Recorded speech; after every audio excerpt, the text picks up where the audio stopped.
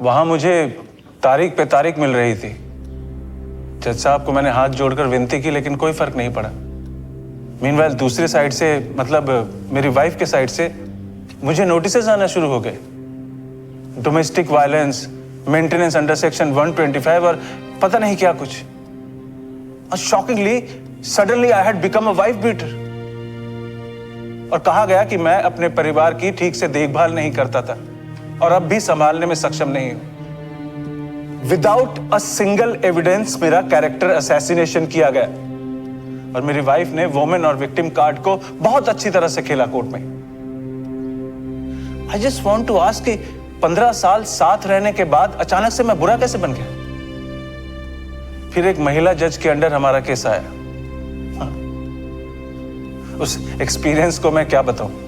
एक मिनट, ये कोर्ट है, तुम तमीज से पेश आओ। आपके ऊपर घरेलू हिंसा का आरोप है। ठीक है, आरोप अभी साबित नहीं हुआ है, लेकिन अगली बार कोर्ट में ऊंची आवाज से बात की तो जेल में भेज दूंगी। मेरे ऊपर हो रहे इनजस्टिस के प्रोटेस्ट को और बच्चों के दूर होने के दुख को उस जज ने बदतमीजी का नाम दिया। जज ने मुझे गंदा इंसान साबित करने की कोशिश की। यहाँ मुझे अपना केस कमजोर होते हुए साफ साफ दिखाई दे रहा था। फीमेल जज औरतों से सिंपैथी दिखाकर अपना फैसला देने की कोशिश कर रही थी। फिर ऑर्डर मेरे ही अगेंस्ट आया, एज आई एक्सपेक्टेड। उन्होंने माँ का पक्ष लेते हुए कहा कि माँ से बेटर कौन बच्चों का ध्यान रख सकता है। जजमेंट कंप्लीटली औरतों के प्रति बाइस्ड था और ये सब हुआ है मेरी वाइफ और उसकी लॉयर के कारण। और सबसे बड़ा कारण मैं मानता हूं उस महिला जज को। नॉनसेंस।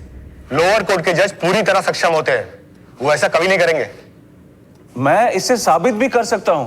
वो लेडी जज तो मुझे सुनना ही नहीं चाहती थी, उनकी बॉडी लैंग्वेज से साफ पता चलता था।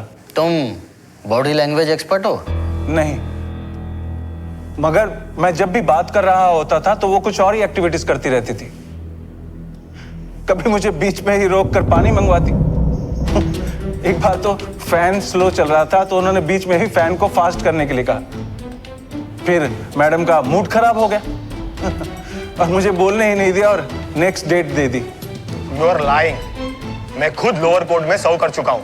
आई नो द कैलिबर ऑफ जजेस there. Anyways, we need a break here. The rest of you may leave. हम 3 जजेस को यहीं बैठकर कुछ डिस्कस करना है, प्लीज।